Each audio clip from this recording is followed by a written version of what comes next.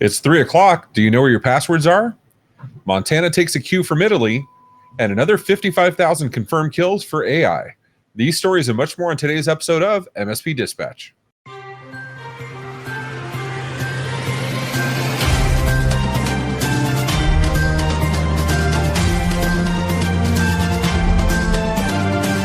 This episode is presented by MSPGeekCon 2023, a conference for MSPs by MSPs. Occurring May 21st through the 23rd, 2023 in Orlando, Florida, this two-day event is built around the journey of technical growth from Tier 1 to Tier 3. Visit MSPGeekCon.com for more information. Good morning and welcome to the May 19th episode of MSP Dispatch, your source for news, community events, and commentary in the MSP channel. I'm Ray Orsini, joined as always by my co-host, Mr. Tony Francisco. How you doing, Tony? Excellent, brother. Excellent. This is episode number, I believe, was it 119? 119 episodes. We've been doing this over 100 times, and I believe, I'm just throwing this out there, about maybe 94 of them are about ransomware security. I've clearly determined that this is simultaneously the one thing I look forward to twice a week. It's also the driver and the fuel for my therapist, my PTSD when I leave this. I just want to point that out. It's a cocktail of emotion. How are you doing? I'm good. I'm also in good spirits because, like you, I can only take so much ransomware. So I had to rip out my heart. My wife bought me another one. This is the Iron Man proof that Tony Stark has a heart. And it even came in a box that says "From Pepper." I thought that was pretty cool.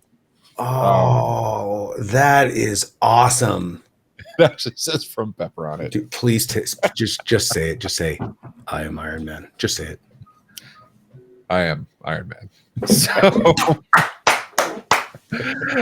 So okay. So I may be Iron Man, but we have a new sauce boss. Okay. Have you seen this new whatchamacallit? It's the Kraft Heinz. Did you say remix. Sauce boss? Yeah, sauce boss. You remember the YouTube videos from a couple of years ago where they had the sauce boss and they made like these ridiculous like hamburgers with bacon and all that stuff. All right. Okay. So Kraft Heinz has a remix, just like the Coca-Cola freestyle machine. Yeah. So apparently it's going to have over 200 combinations of sauces that have different intensity levels. It'll have enhancers like jalapeno, chipotle, buffalo, mango, and you'll be able to create your own sauce in real time for whatever you're eating. It's going to be in restaurants in Chicago in 2023, late 2023, early next year. Am I that much of a simpleton when how many millions of sauces did you say? How many sauces is that whole? So 200 variations of different sauces. I'm a ketchup, mustard, and if I get really sassy, I throw in some relish. I'm trying to figure out, like, what do you do with, when do you get bored with the 128 Crayola pack and you got to go to the ultraviolet colors? Like, okay. When does that happen? I'm with you. Okay. My ADHD requires me to buy 64 colors in my crayon box, but I will tell you, I couldn't tell the difference between red, orange, and orange, red. Like it is, I'm using 8 colors and that's it. Right? That's it. But the 64 pack has white and the 8 pack doesn't have white. So, if you're going to color in white, you need the pack. Yeah, that's how I justify it anyway.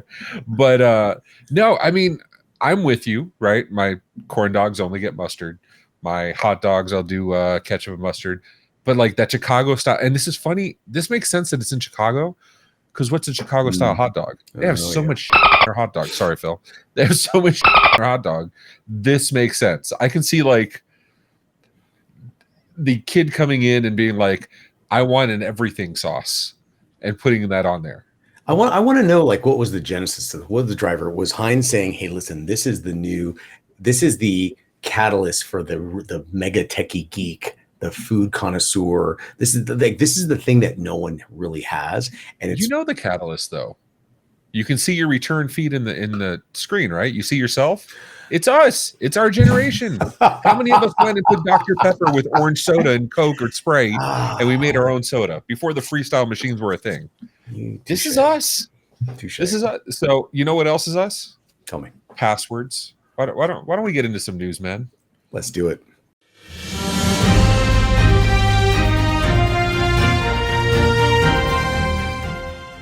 Kicking off my first story from bleepingcomputer.com, ransomware protection. Are meeting password security requirements really enough? In response to the global rise in ransomware attacks that we cover often here on the MSP Dispatch, various regulations and guidelines have been issued by authorities such as CISA, NIST, HIPAA, FedRAMP, and ISO 27002. These standards focus primarily on bolstering the password security and implementing multi-factor authentication. Weak passwords have been implicated in 63% of data compromises, according to the Verizon 2022 data breach investigation. Reports underline the importance of robust password practices. However, the majority of breach passwords satisfy the minimum length and complexity requirements, calling into question the adequacy of these guidelines. Industry best practices suggest that passwords should be 12 characters or longer, with many regulated standards recommending a shorter minimum length. To stay ahead of evolving ransomware threats, organizations are encouraged to exceed the standards, focusing on longer passwords, consistent updates, and policies as well. The increasing staff awareness of these phishing attempts is critical. The implementation of advanced security tools such as endpoint detection and response solutions, regular security assessments, and collaboration with industry peers can also help strengthen organizational reliance against these cyber threats. Ray, this is where I want to talk to you one-on-one. You know my history with passwords. You know I'm a firm believer that if you're talking about authentication or you're talking about security, you're talking about authentication, which means the first thing you're talking about three things. The first one is the password itself. The second is the hardening of the password, meaning the MFA in some capacities, 2FA, MFA.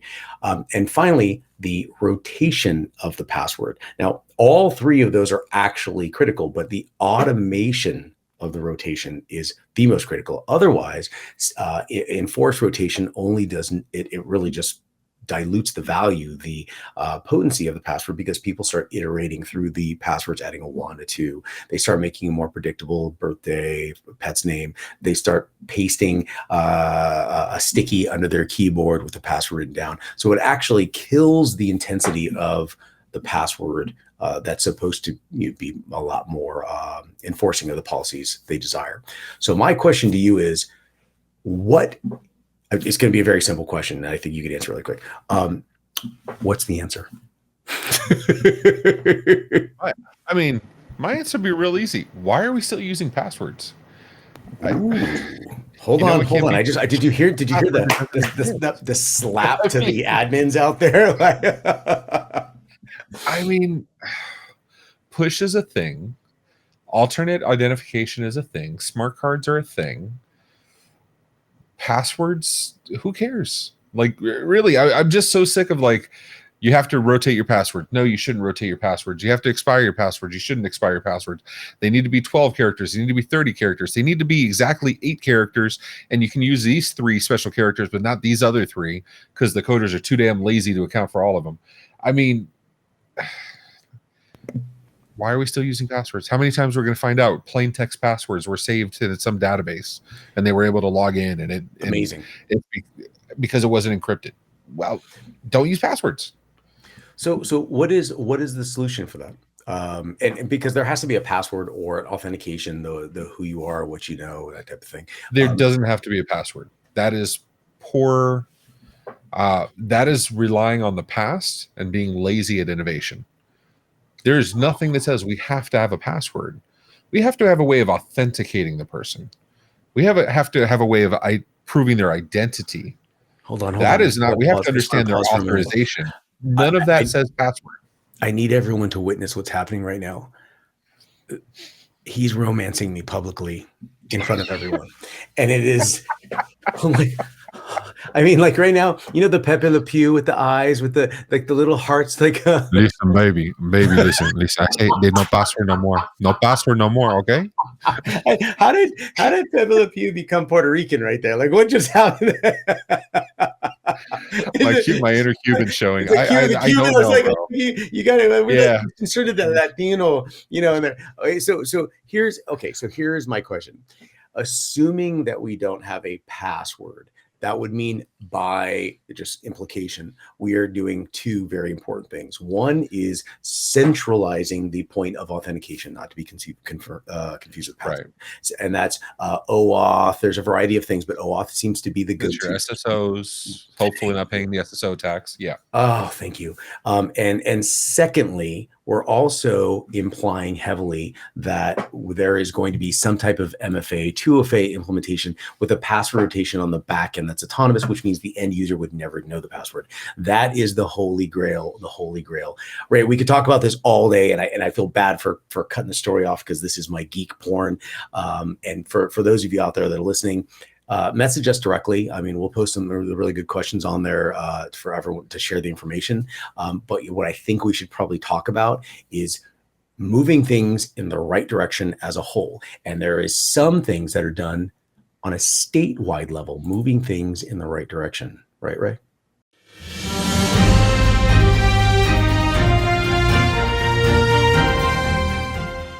Yeah. No, maybe not. In a completely unsurprising move by Montana, they are now the first state to ban TikTok over national security concerns. Written by Ashley Bellinger for Ars Technica. Montana has become the first state to ban TikTok due to national security concerns. The state's Republican governor, Greg Gianforte, stated that the move was necessary to protect Montanans from Chinese Communist Party surveillance. The ban will start on January 1st, 2024. However, critics raise concerns about the difficulties of enforcing the ban, both from a technical and a legal standpoint. Montana's inability to control all internet access and potential violations, and the First Amendment raise questions about the ban's feasibility. Additionally, app stores like Google Play and Apple's App Store could face fines for allowing TikTok downloads in the state. TikTok is likely to challenge the ban in court as the company disputes claims of Chinese government access to U.S. user data. The Electronic Frontier Foundation, or the EFF, a nonprofit dedicated to defending free speech and privacy online, suggests that comprehensive data privacy laws should be implemented instead of banning TikTok. The ban in Montana may provide insights into the challenges that a nationwide ban could face. Congress is considering alternative legislation, such as the Restrict Act, to restrict access to technology products controlled by a foreign adversary. However, critics argue that the Restrict Act is incredibly broad, to the point where it could be applied to almost any technology product. Tony. So, here's the thing. We don't have the Great Firewall of China. I'm racking my brain. GeoIP is traditionally incredibly inaccurate.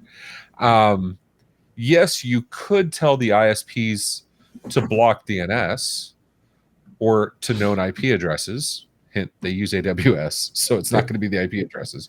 But the US isn't really set up like that to have government state-sponsored censorship. So what's the point of this? Two things. First thing I want to point out that Nebraska also is making it illegal to turn your head to the left. Now, I know that they're going to be able to enforce that everywhere, and it's going to cause havoc across the entire state. Now, the interesting part about that is what happens when you're coming around and there's like a left or a right turn. No one's figured that part out, but you can't turn your head to the left. In other news, I received a text. Amy Carr actually texted this. I love the text that I get, but Amy sends me the funny articles. And she goes, "Hey, Montana's banning us." I said, yeah, I just read the article. And she circles one of the comments and it says, "All 6 Montana residents are punching the air right now." So that one made me laugh out loud. And Kelly's looking at me like, "What is wrong with you?" Well, that's a text from me. I mean, I understand ranchers and farmers have actually some really ridiculous high-end technology. But like when I think of a technologically forward state, Montana's not the first one that comes to mind. And I apologize. Haven't you ever seen Yellowstone? Don't you watch Yellowstone? Okay, so I'm more the ranch kind of guy. So let's talk about the physical parameters about this, that just sheer physics. You mentioned very specifically geofencing or geolimitations is extremely inaccurate. You could not be more correct with that. So the question is, where are they talking about the usage of TikTok? Are they talking about the actual implementation or installation on the phone? Well, if it's already installed, then is that really going to restrict anything? Are they talking about removing it from the phone? You've got a major problem. If they're not talking about removing it from, it just can't be used on the phone. What if they're using a VPN? And how are you going to play with that? You mentioned AWS. Could not have hit that more accurately. Are they talking all the way through? The Wi-Fi systems won't support it, the local DNS won't support it, or to the App Store, which, by the way, they have implicated. The App Store cannot offer it in the state of Montana. How is that going to work? And well, that's my point, right? Like, you remember when Microsoft 365 was confusing US IP addresses with like Uzbekistan, or it was somewhere east. And because but now we got to restrict it down to this little. Yeah, well, since most MSPs worth their salt are using the CIPP app from CyberDrain to manage their 365, they had geo-blocking set up. So when you're in Washington State and Microsoft thinks Washington State is Uzbekistan, I know that's not a real place. Please don't go after it. I'm using it because I can't remember the actual place, so we'll go with placeholders. But like, so when that means all those people in Seattle couldn't log in to access their email because they were blocked by the policies. So what App Store is going to use your billing address, your service address. App Store is going to say, well, if you're connected to an ISP that's based in Montana, that they're not going to allow it. I mean, what happens if you have it on your phone and you drive it into Montana, into your cross state borders? I have 2 words, and the 2 words address this whole thing. We're soon going to have the Great Wall of the U.S. There's my 2 words. I don't know if I was accurate in that. I got 2 words. This. So next story.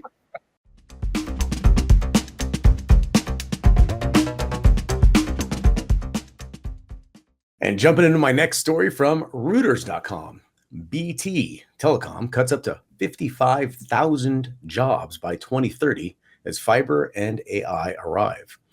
BT Group, Britain's biggest broadband and mobile provider, will cut up to 55,000 jobs, including contractors, by 2030, potentially over 40% of its workforce, as it completes fiber rollouts and adapts to new technologies such as AI.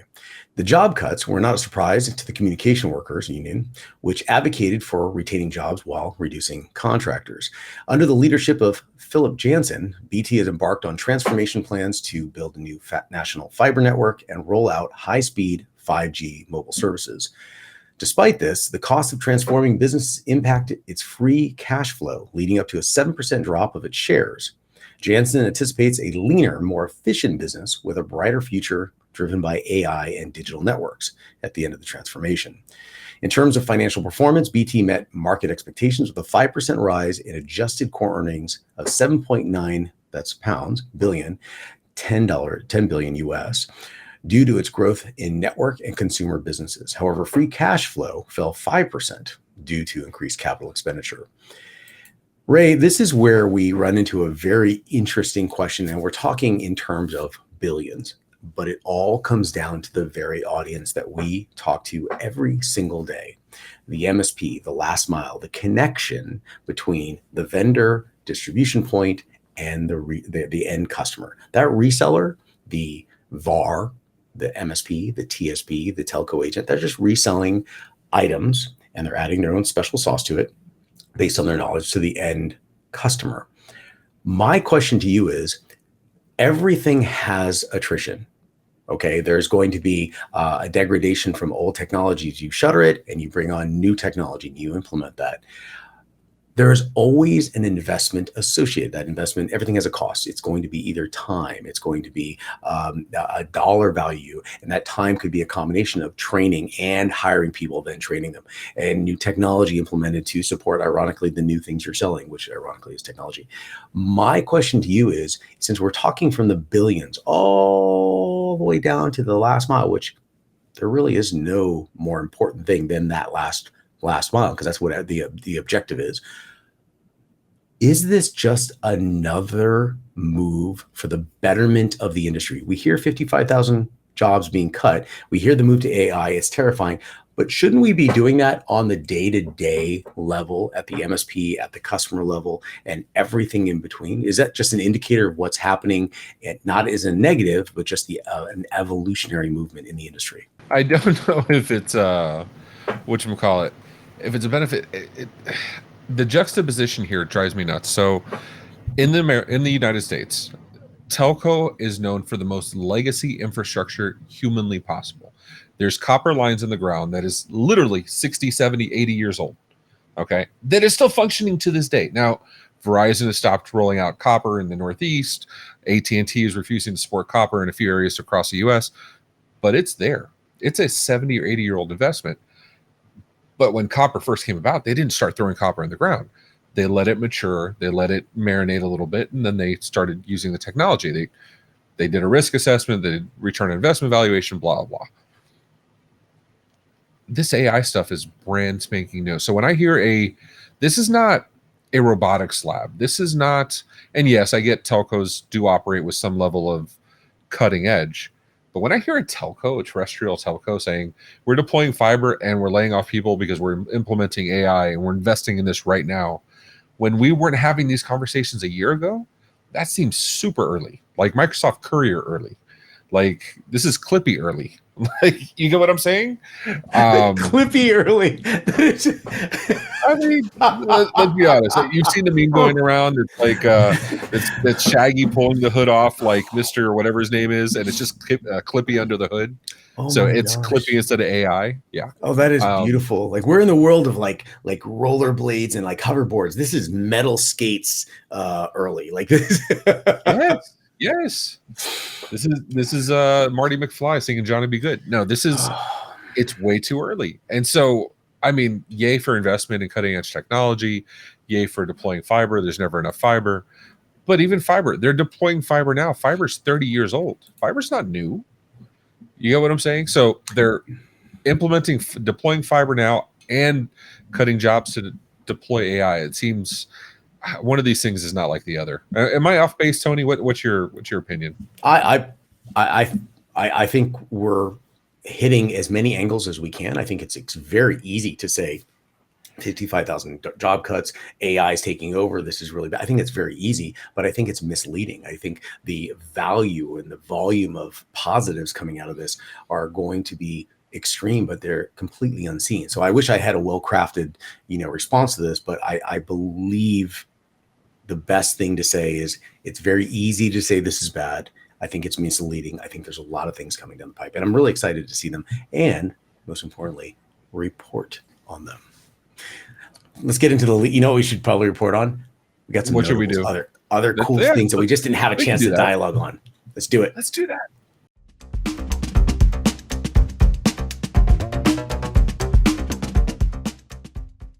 In my first notable mention, LayerZero launches record-breaking $15 million crypto bug bounty program, written by Bill Tullis for Bleeping Computer.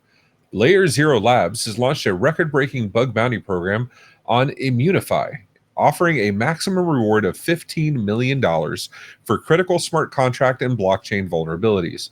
The program sets a new standard in the crypto space, with the bug bounty programs incentivizing security researchers to find and report bugs, allowing businesses to fix vulnerabilities before they're exploited. LayerZero Labs, a creator of LayerZero blockchain messaging protocol, aims to demonstrate its commitment to security and build trust through its initiative. The program offers varying rewards based on severity levels and impacted blockchains. Payments will be made in the fiat USD or US dollar, or cryptocurrencies like USDC, USDT, and BUSD. Proof of concept and screening processes are required for valid submissions.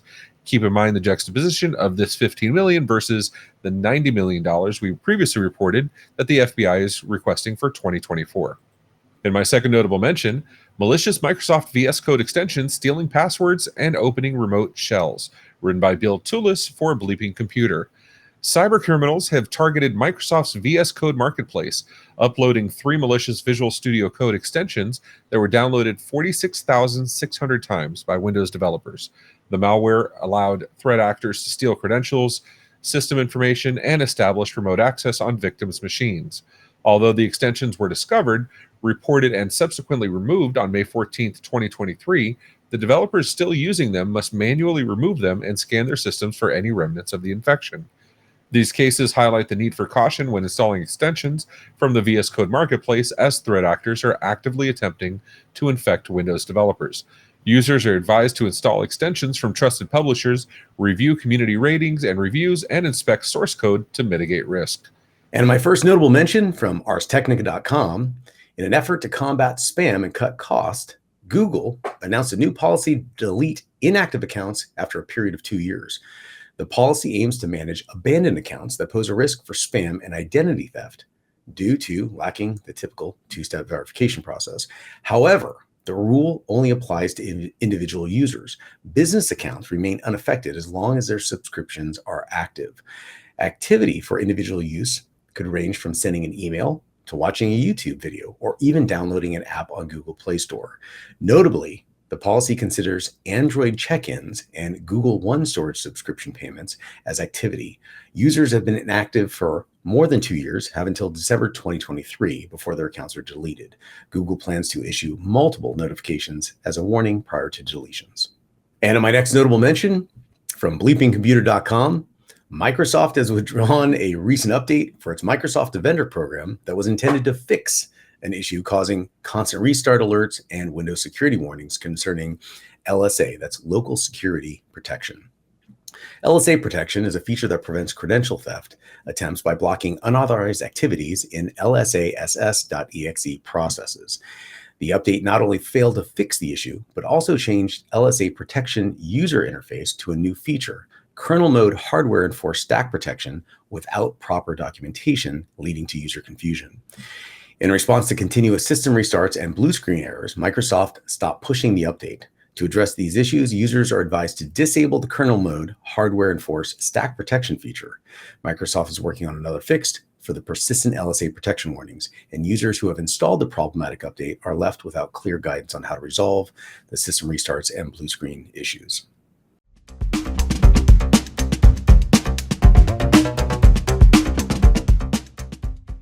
What up, y'all? Phil Buck here with your weekly AI Roundup segment, and today's bit is actually expanded coverage on something I talked about on my weekly show, AI Roundup, which comes out on Wednesdays at 10 a.m. Eastern on the MSP Media Network. In an article from AndroidPolice.com by Rajesh Pandey, Google made a series of AI-related announcements at this year's I/O conference, including the introduction of Google Labs. This platform will serve as a centralized hub for users to access and experiment with various AI-powered tools and features the company is developing. One such feature is Search Generative Experience, which aims to enhance users' productivity by using AI to summarize search results.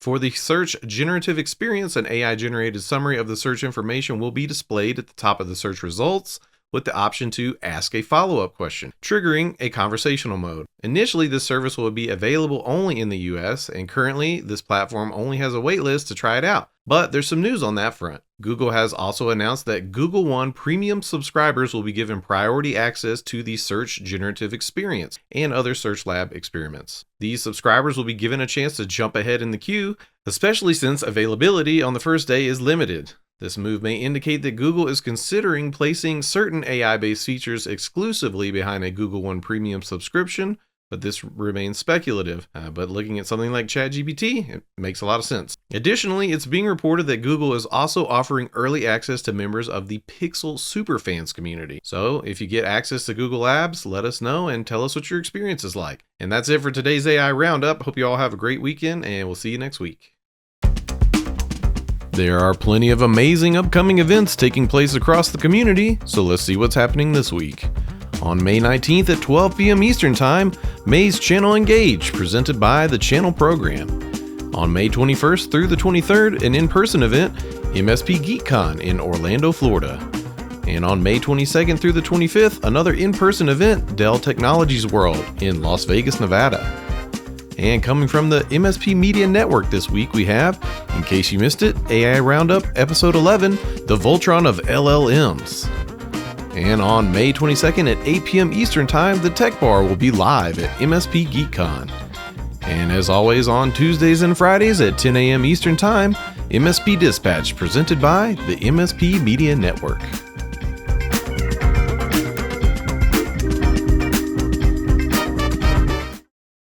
Hey, I'm Powerhouse Ray. And I'm Super Cousin Danny. And we're the hosts of The Tech Bar. Pull up a stool with us every other Thursday at 6:30 p.m. Eastern for drinks, jokes, and games with your friends in the MSP channel.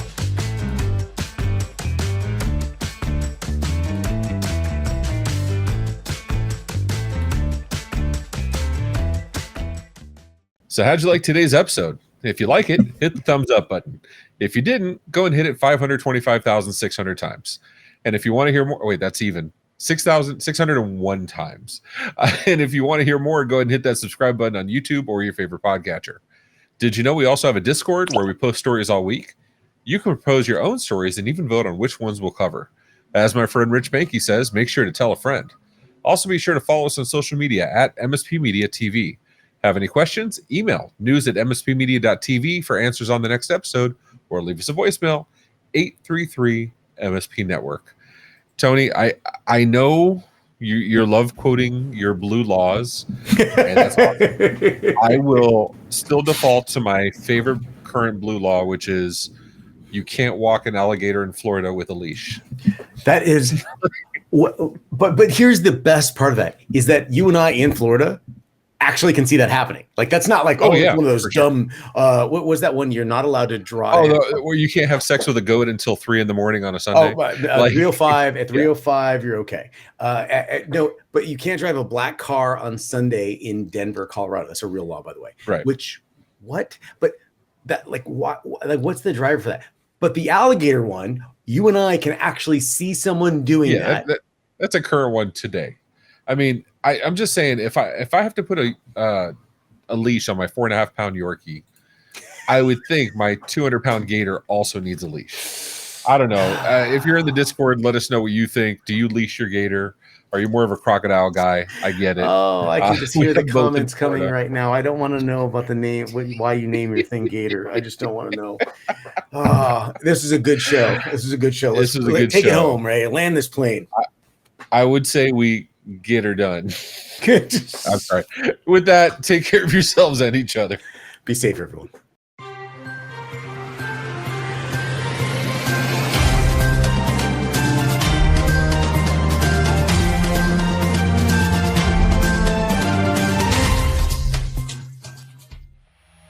This has been a broadcast of the MSP Media Network. The state's Republican governor, Greg Giff. Wow. It's not even a hard name. Let me start that again. The Electronic Frontier Foundation. It's a foundation on the YouTubes. The Electronic Frontier. In my second notable mention, malicious Microsoft VSCode extensions steal passwords and open remote shell. Sally sold seashells by the remote code store. Users are advised to install inspection. It is hard. Oh, it's me. I'm looking at a 3D printed physical Microsoft Teams Zoom or Skype mute button that you can 3D print.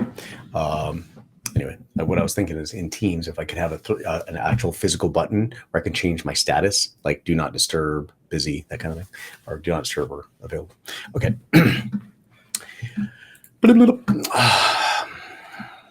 And my first notable mention from arstechnica.com, Google will start deleting your inactive accounts in an effort to expand. Came out so nice, you didn't even have it on the screen. That was good.